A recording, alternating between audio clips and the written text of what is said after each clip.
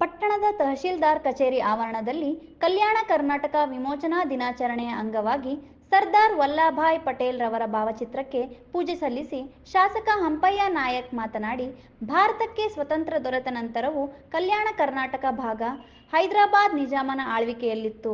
ಅಂದಿನ ದೇಶದ ಗೃಹ ಸಚಿವರಾಗಿದ್ದ ಸರ್ದಾರ್ ವಲ್ಲಭಭಾಯ್ ಪಟೇಲ್ ರವರು ಹೈದರಾಬಾದ್ ಸಂಸ್ಥಾನವನ್ನು ದೇಶದಲ್ಲಿ ವಿಲೀನ ಮಾಡುವುದಕ್ಕೆ ಕಾರ್ಯಾಚರಣೆಯನ್ನು ನಡೆಸಿದ ನಂತರ ಸೆಪ್ಟೆಂಬರ್ 17ರಂದು ಕಲ್ಯಾಣ ಕರ್ನಾಟಕ ಭಾಗದ ವಿಮೋಚನೆಯಾಯಿತು ಎಂದು ತಿಳಿಸಿದರು.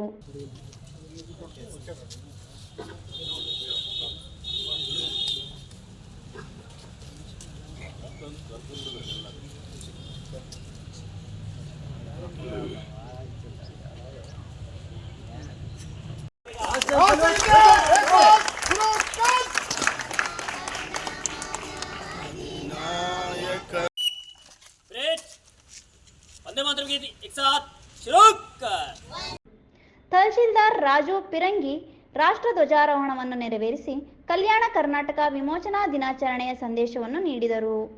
ಕಾರ್ಯಕ್ರಮದಲ್ಲಿ ಪೊಲೀಸ್ ಇಲಾಖೆಯ ವತಿಯಿಂದ ಧ್ವಜವಂದನೆ ನಡೆಯಿತು. ಬ್ಲಾಕ್ ಕಾಂಗ್ರೆಸ್ ಅಧ್ಯಕ್ಷರಾದ ಅಬ್ದುಲ್ ಗಫೂಲ್ ಸಾಬ್, ಗುಮ್ಮ ಬಸವರಾಜ್, ಕ್ಷೇತ್ರ ಶಿಕ್ಷಣಾಧಿಕಾರಿ ಚಂದ್ರಶೇಖರ್ ಡಿ, ತಾಲೂಕ್ ಪಂಚಾಯತ್ ಇಒ ಖಾಲಿದ್ ಅಹಮದ್, ಮಹಿಳಾ ಮತ್ತು ಮಕ್ಕಳ ಕಲ್ಯಾಣ ಇಲಾಖೆಯ ತಾಲೂಕ್ ಅಧಿಕಾರಿ ಮನ್ಸೂರ್ ಅಹಮದ್, ಪರಿಶಿಷ್ಟ ಪಂಗಡ ಕಲ್ಯಾಣಾಧಿಕಾರಿ ಮಹಲಿಂಗಪ್ಪ ಇಂಗಳದಾಳ್ ಸೇರಿದಂತೆ ತಾಲೂಕು ಮಟ್ಟದ ಅಧಿಕಾರಿಗಳು ಭಾಗವಹಿಸಿದರು.